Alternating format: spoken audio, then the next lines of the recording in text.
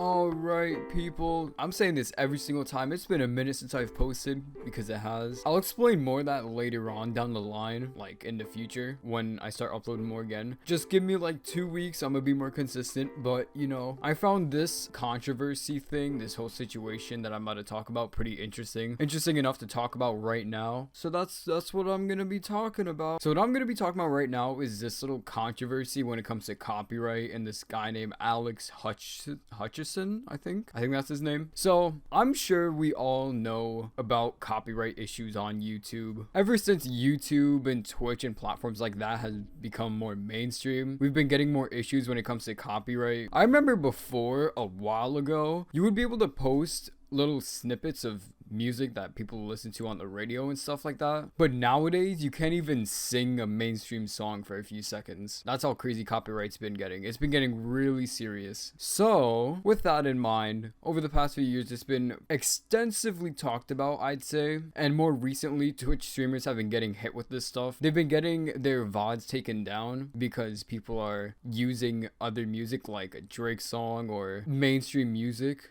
whatever. And there's been a lot of talk recently whether that's fair to do. And how I see it, before I talk about Mr. Alex Hutchinson, I think it's perfectly fine that they're taking down the VODs, is what I think, because that's not like their music that they own. The fact that they have to take down their VODs kind of makes sense. If they wanted to put music on their stream, they can use no copyright music, or they can pay other services to get music instead of using mainstream music in general. And it makes sense from Twitch's perspective as well, because they don't want to get hit with lawsuit after lawsuit because their streamers are using other record labels' music. So I understand that part, and I understand why YouTube's doing it as well, because they don't want to get hit with those lawsuits. But there's another part of this situation that Alex Hutchinson brings up on Twitter. He says that streamers worried about getting their content pulled because they used music they didn't pay for should be worried by the fact that they're streaming games that they didn't pay for as well. It's all gone as soon as publishers decide to enforce it. He follows this tweet with another tweet saying, "The real truth is streamers should be paying the developers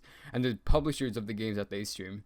They should be buying a license like any real business and paying for the content that they use." Now, a lot of people had an issue with this statement because it's very controversial. I see what he's trying to say, but he's comparing streaming on a platform or recording videos and using music to uploading gameplay of a different game, which is a really hard comparison to make. It's a completely different situation for game publishers compared to record labels and like artists. When you hear a song on stream, how often do you think, oh, I'm gonna go listen to this song, what's the name of it? It's very rare. Sometimes that'll happen here and there, but for the most part that barely ever happens. But when we're talking about games, there's so much more publicity that comes into making gaming videos, and the reason for that is with music, you listen to it once and you get the experience that the artists want you to have. When you play a game, you can have a completely different experience from what another person has. So when you upload gameplay, that's basically saying, this is how I play through the game. You could play completely different if you buy the game as well. When you upload videos with music in the background, that's the whole experience that you get. You get that song minus whatever commentary or whatever the person's talking about. So it's really hard to compare those two situations. That's one thing.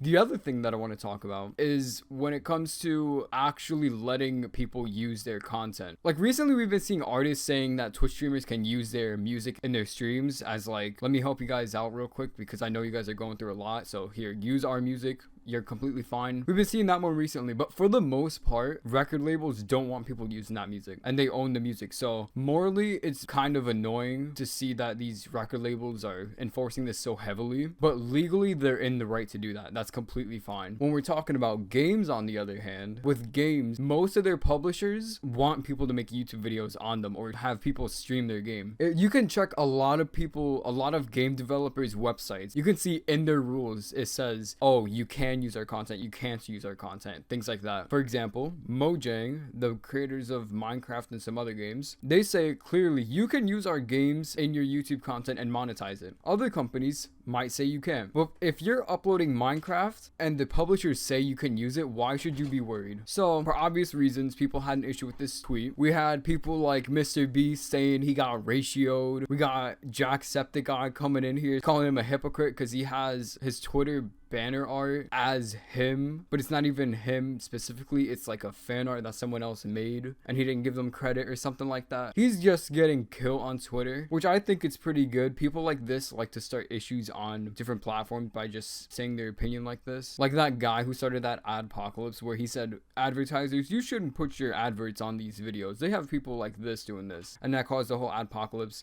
People like this cause those type of issues. I understand why people are getting on his case. So that's basically all that situation has. That's everything that happened so far. It's pretty nice to see people like this getting criticized because of statements like this. This was just a quick one, but that's basically it. You'll see me in like maybe a few weeks and I'll start posting more consistently. But until then, I don't know.